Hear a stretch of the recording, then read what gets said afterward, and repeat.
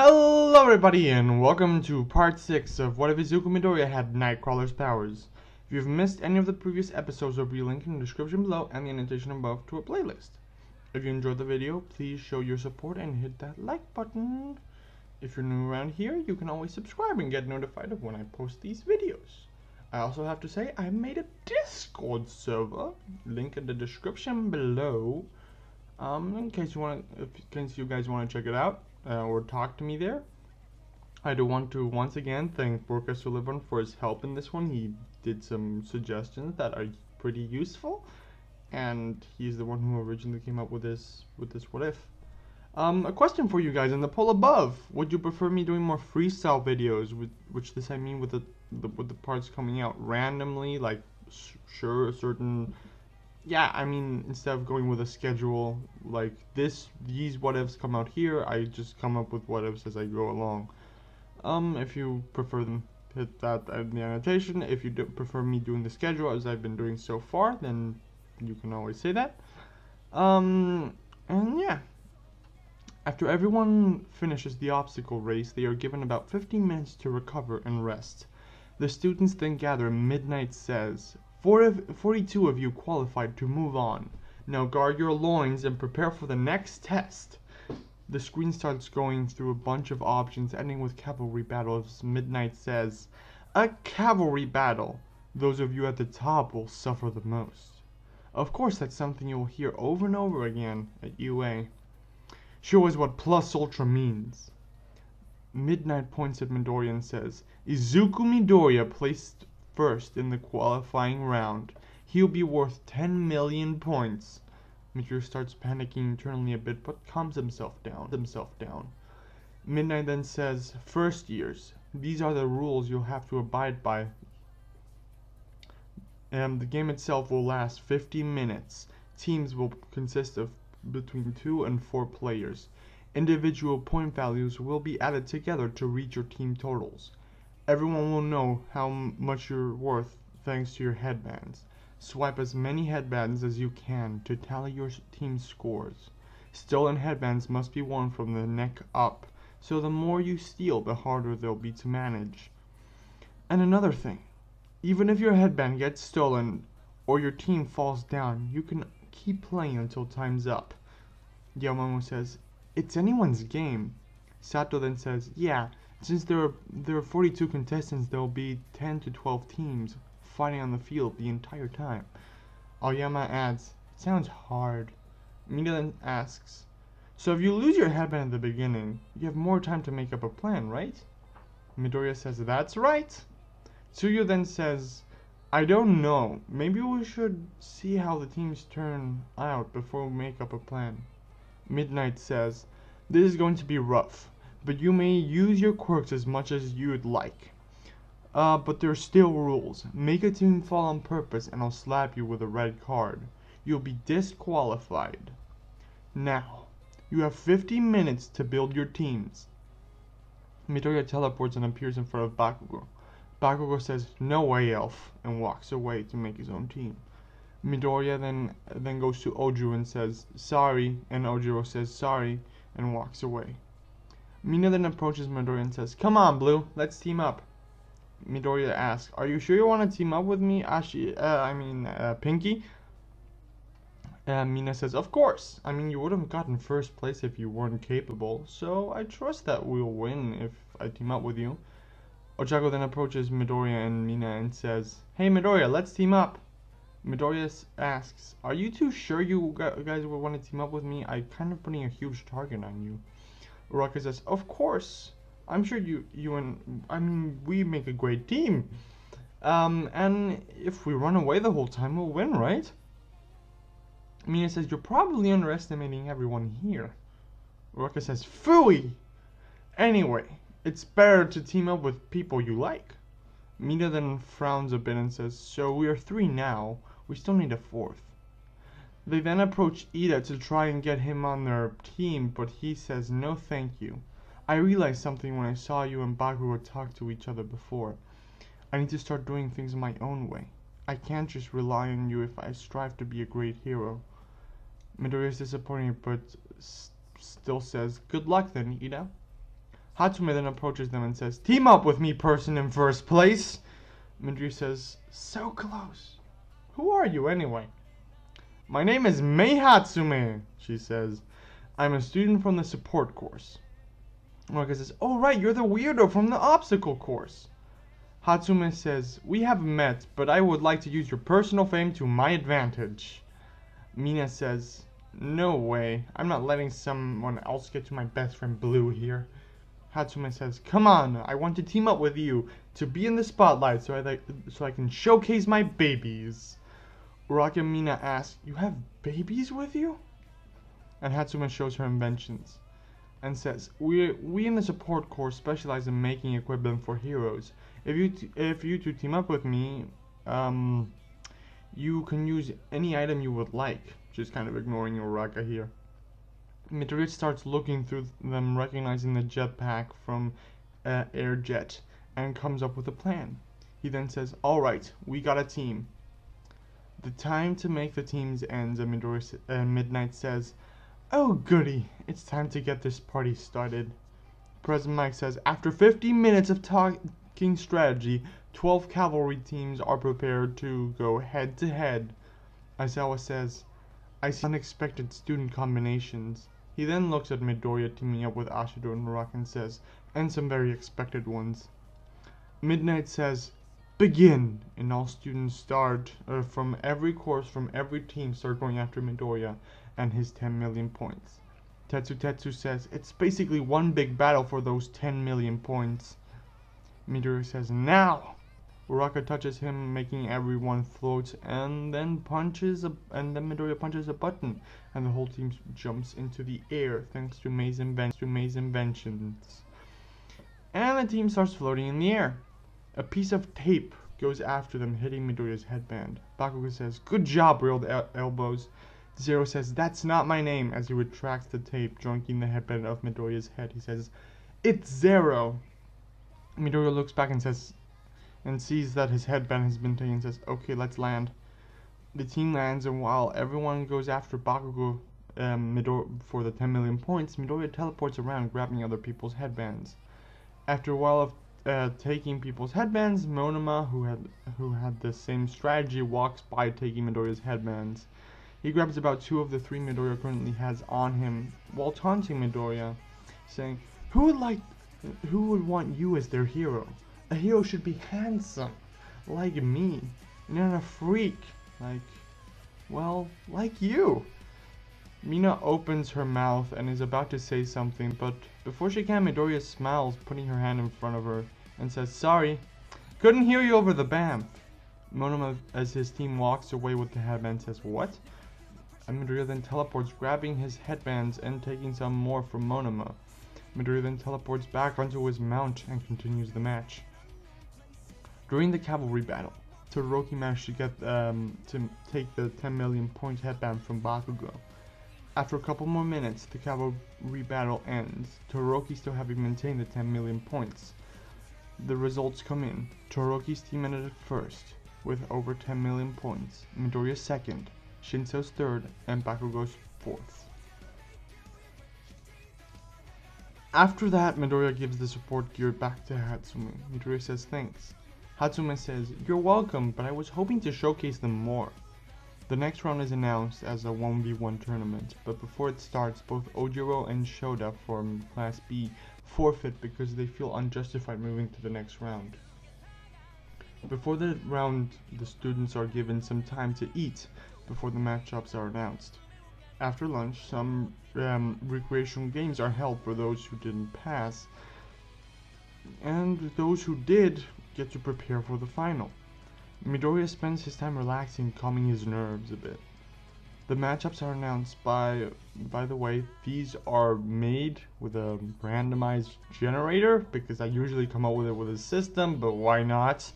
I mean, I do want to make them different. Bakugo says, as they look at the teams, Bakugo says, to Midoriya, "See you in the finals, elf. Don't you dare lose." Midoriya says, "Don't you lose either, Kachan." The first match of the first round is Zero against Ibara Shiozaki, the plant girl.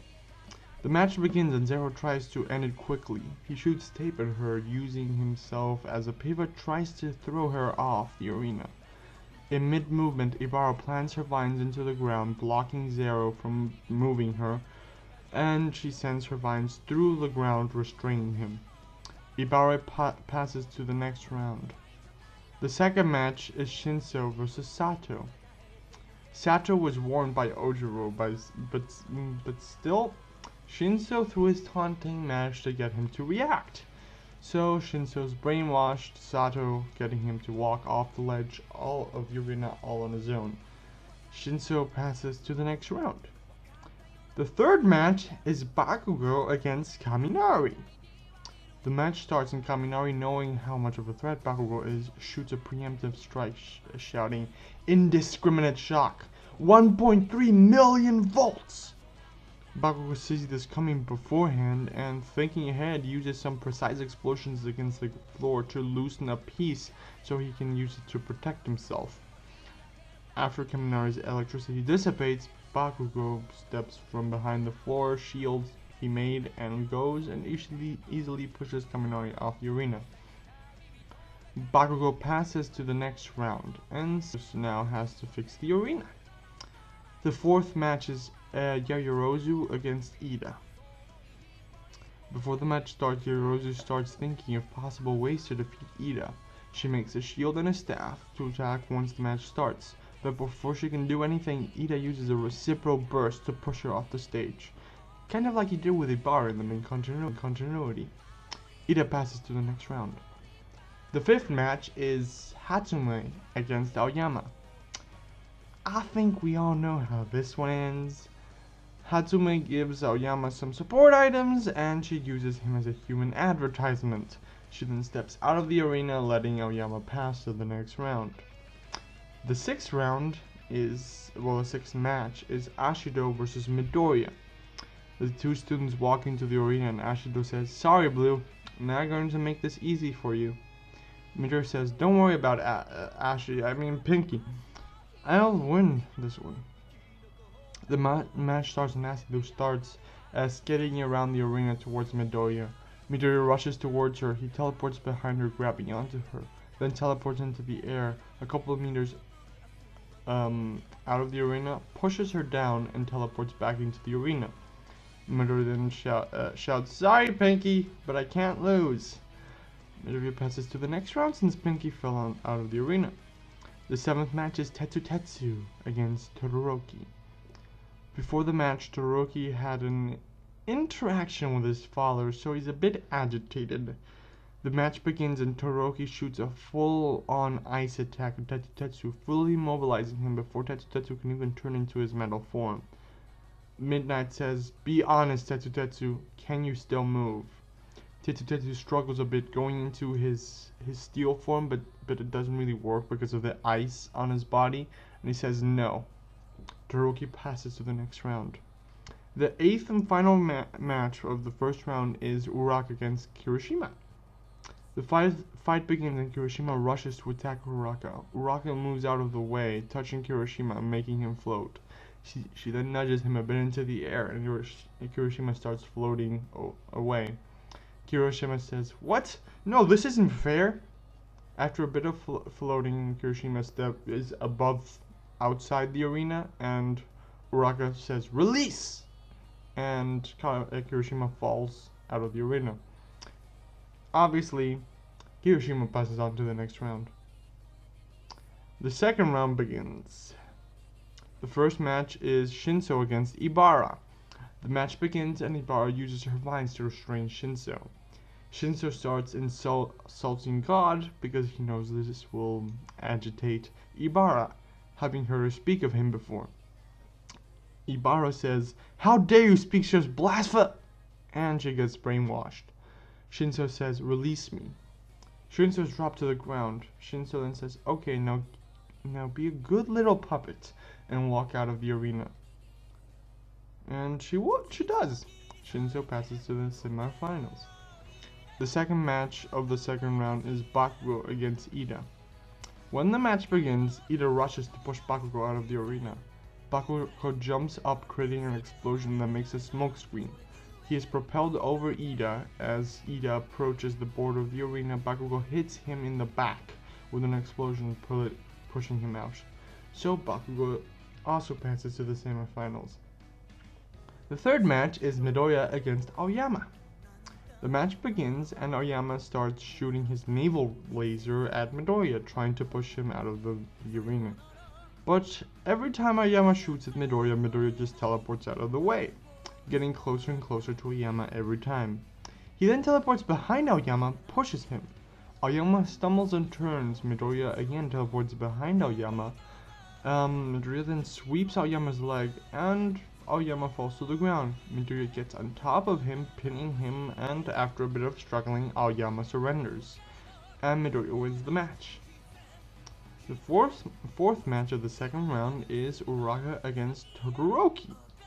In this match, Uraka tries to attack Todoroki and make him float, but Todoroki freezes her in place before she can even get close. So Todoroki passes to the semifinals.